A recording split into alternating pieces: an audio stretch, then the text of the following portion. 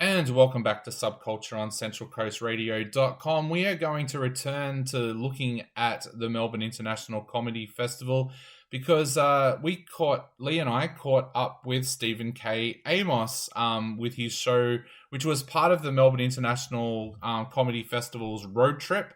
Came out near us, so we went along and saw Stephen K. Amos with his new show called Before and Laughter. Now, he's a comedian that I've loved a lot over the years. I've seen him a lot on British television and I've seen him live a few times, but this was your first time seeing him live, wasn't it, Lee? Yeah, I've seen him a lot on TV when they do stand-up comedy, on there, and he always makes me laugh, but this is the first time in person. So how did you find him live and what did you think of his show? I would definitely put him up as an A-lister. I've been to a few shows at the Comedy Festival so far this year, and some of them have bombed, some have been great, but I would say Stephen is right up there as an A-lister. He was hilarious.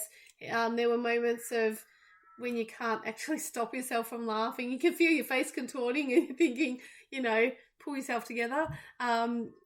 He uses everyday life situations, much like someone who in the past Jim Moen has done. And, Danny Boy and Ross Noble. I'd put him in that league for sure. He was very funny. We actually got extra tickets and took friends, and they too thought he was hilarious as well. So I highly recommend seeing his show.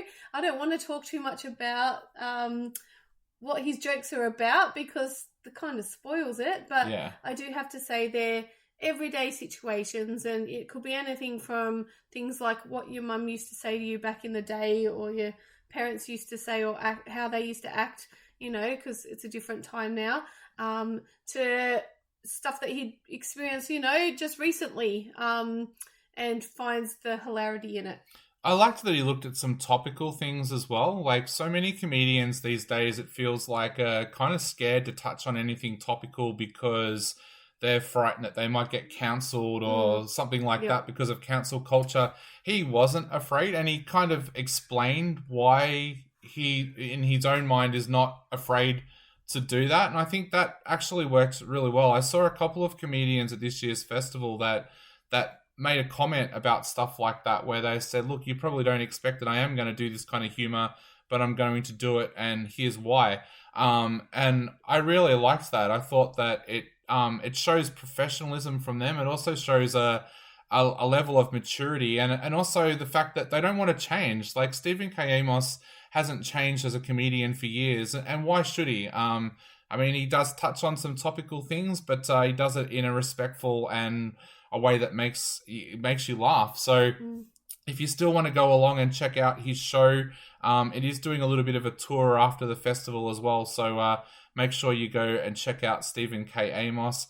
I really loved it, and I'm sure you did too, Lee. Yeah, I did. Yeah, I'll definitely see him again. Awesome. So you're listening to centralcoastradio.com, and we'll be back in just a moment.